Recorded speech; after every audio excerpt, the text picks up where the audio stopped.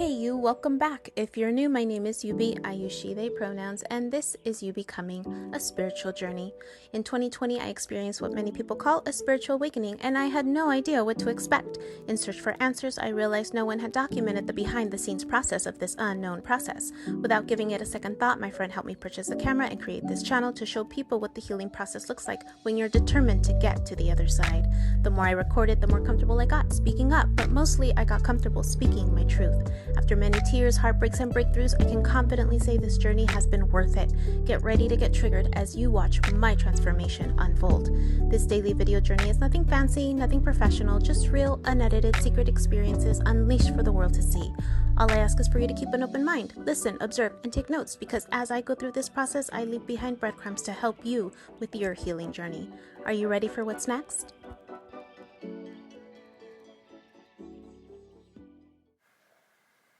It's still October 16.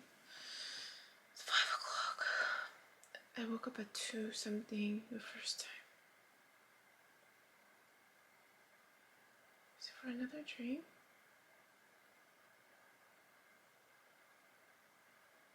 I think it was another dream, but I don't remember it. I don't remember that dream.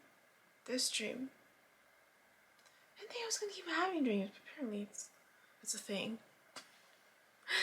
I don't have a lot of battery left. Okay. In this dream, there's this feeling of before and after. The same scenes, different interactions. First one, they're both a building,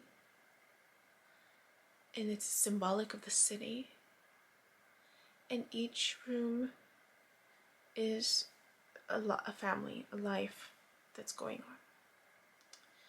The first half of it, the only thing I remember is going through each room and not feeling like I belong, not feeling like I belonged. It's feeling like it's just new, and these are new people.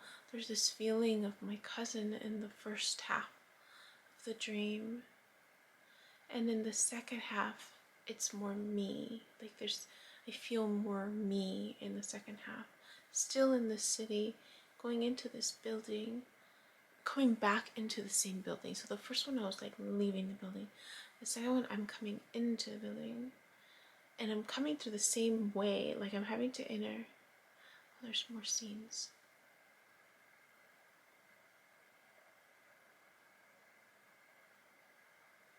There's more scenes. I forgot about that. What is being triggered to talk about it? So I'll just describe.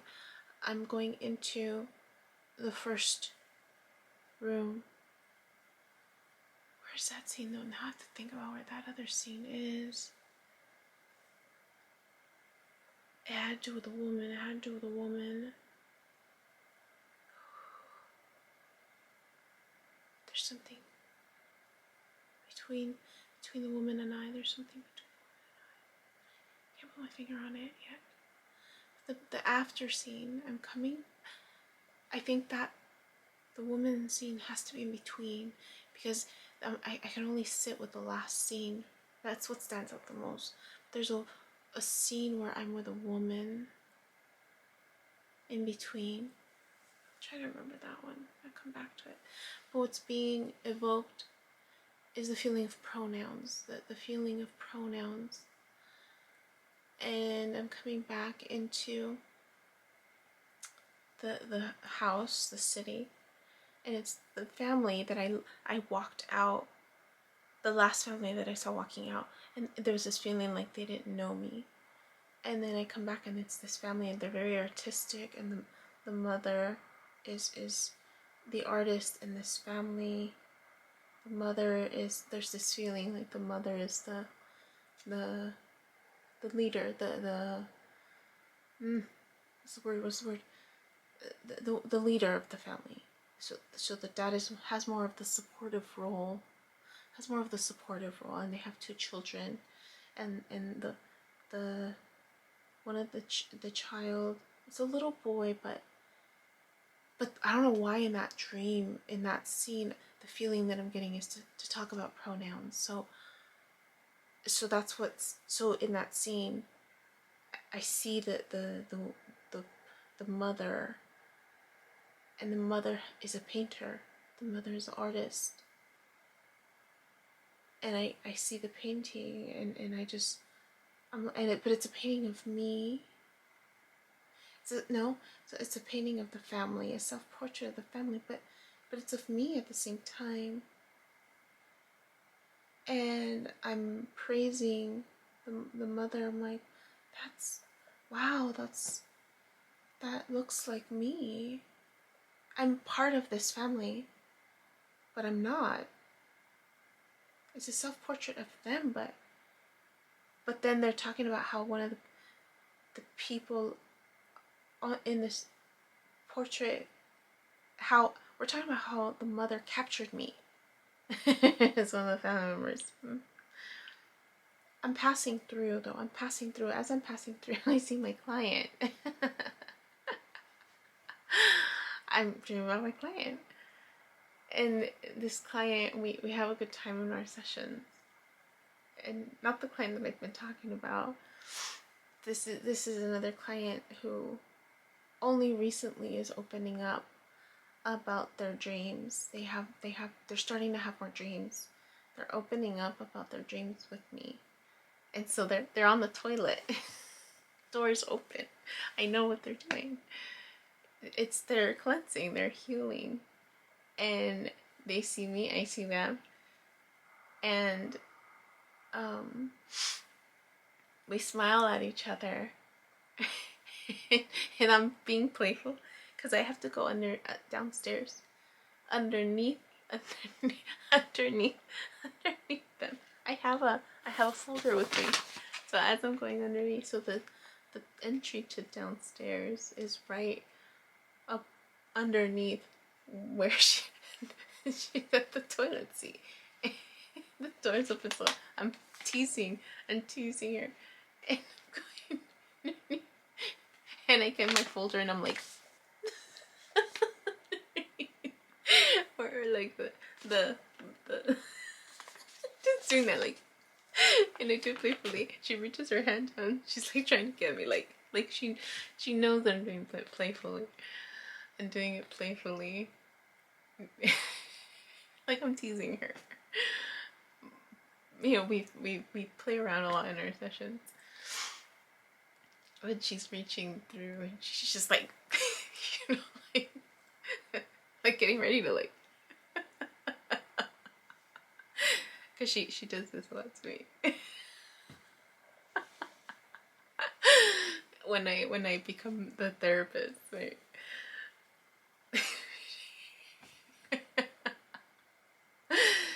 And she's funny.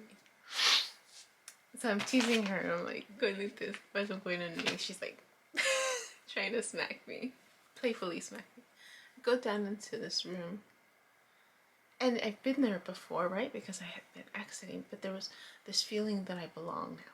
Like there was this more feeling of belongingness. But when I woke up, what was being triggered to talk about is pronouns. So I've been learning about pronouns here.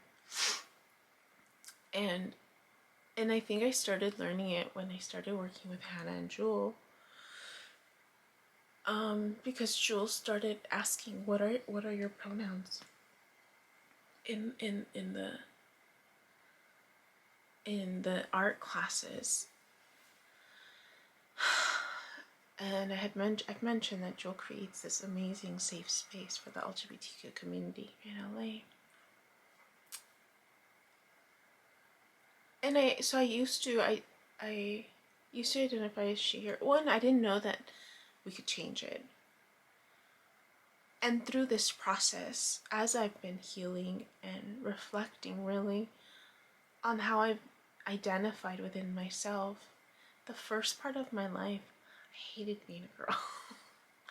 I didn't feel like I was a girl. Like I remember wanting to be a boy. I remember, but not saying anything. I remember I hated wearing dresses. I hated where my boob was coming.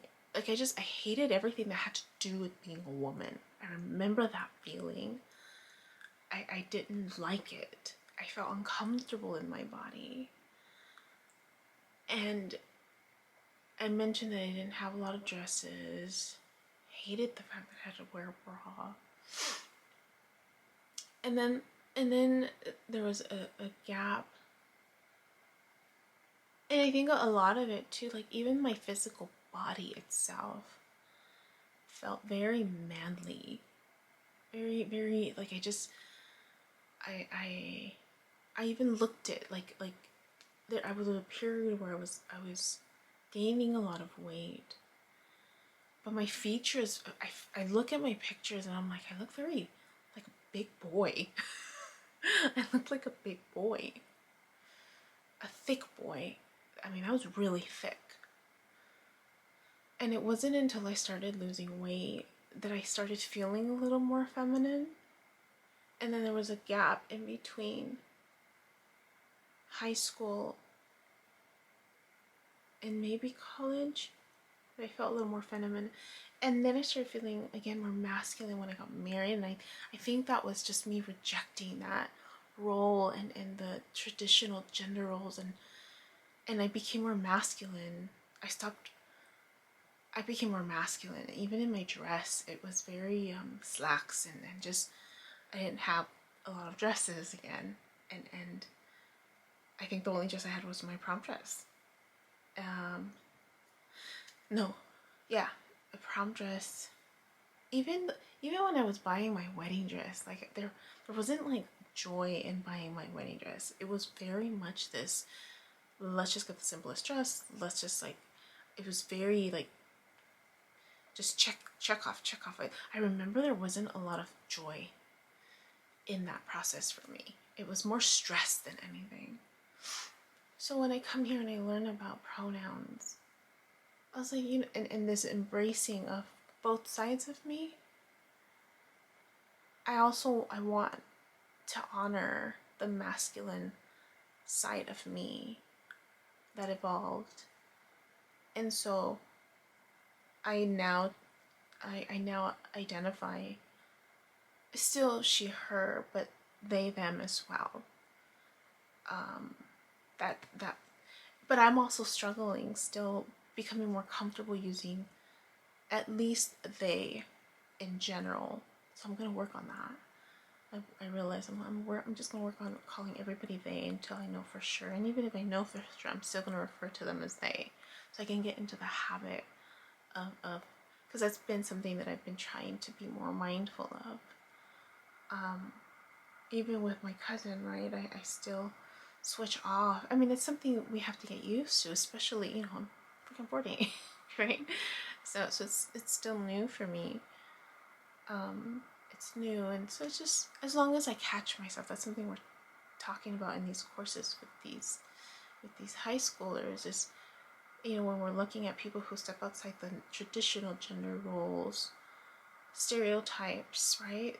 We use all of these names to devalue women or people of the LGBTQ community, and we use them to insult one another. And so, being more mindful with our word choices so that we value, these people in our community, women and people in the LGBTQ community. And it's just about starting to check it ourselves and check other people around us slowly. Hey you, thanks for watching. Check out the description box under each episode below for additional thoughts and helpful links like my website, www.youbecominghealed.com, where I've gathered what I've learned and created self-paced online courses for you to access to help you get started on your healing journey. Oh, by the way, did I mention that I have over 20 years of experience in education and mental health?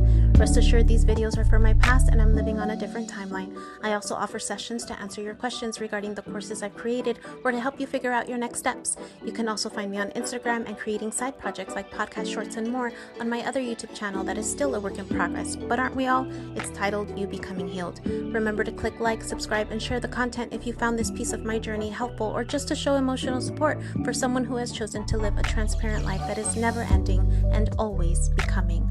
Until next time.